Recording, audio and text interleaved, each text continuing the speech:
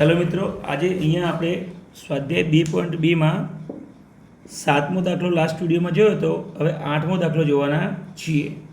તો ચાલો તૈયાર થઈ જાઓ. તૈયાર 8મા પ્રશ્નનું હું રકમ લખું છું કે ભાઈ 15ની સાથે વાય ઓછા 4 આ એક પદ થયું, ઓછા 2ની સાથે વાય ઓછા 9 આ બીજું પદ થયું, વત્તા 5ની સાથે વાય વત્તા 6 આ ત્રીજું પદ થયું, અને સમતાની પેલી બાજુ જમણી બાજુમાં ખાલી શું આપ્યું? 0. આપણને કેટલા પદ આપ્યા? ડાબી બાજુમાં 3 પદ આપ્યા. હવે તમે જુઓ, આ 15ને છોડીએ તો 15 વાય સાથે, 15 4 સાથે, 2 વાય સાથે, 2 9 સાથે, 5 વાય સાથે અને 5 6 સાથે ગુણાકાર થાય.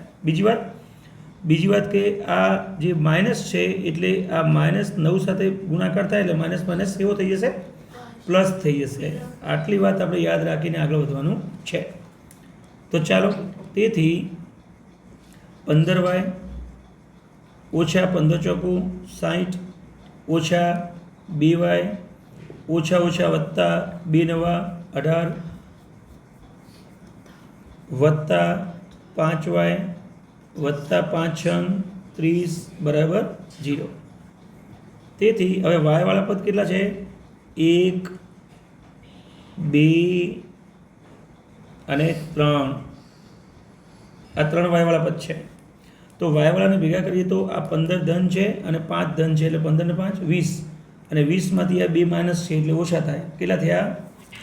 15 વત્તા 5 20 થયા, અને 20માંથી 2 ઓછા થાય તો 18. આ 18 અહીંયા આપણી પાસે રહેશે, જે લખી દઈએ. તો કેવા 18? પ્લસ કે માઇનસ? તો પ્લસ 18 વાય. હવે બીજું શું વધ્યું?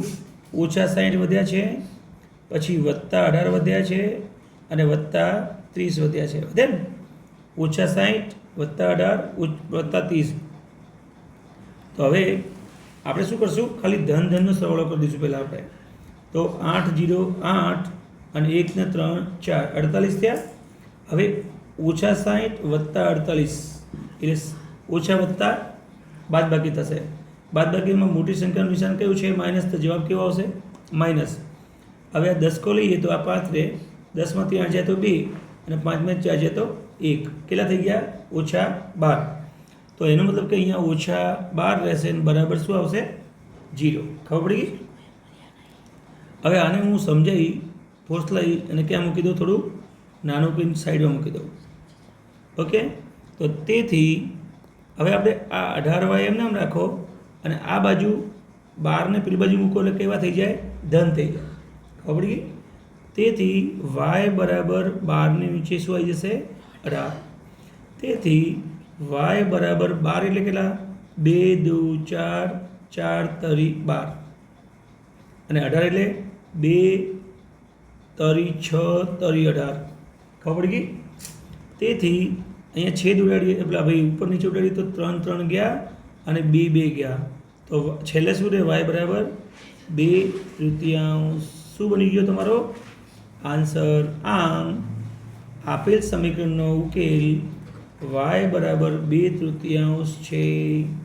તો તમે આ પણ પ્રશ્ન શાંતિથી તમે દેખીને લખી શકો, અને એના પછી 2-3 વખત વિડીયોને રિપ્લે કરી ફરી જોઈ સ્પીડથી અને પાકો કરી દઉં.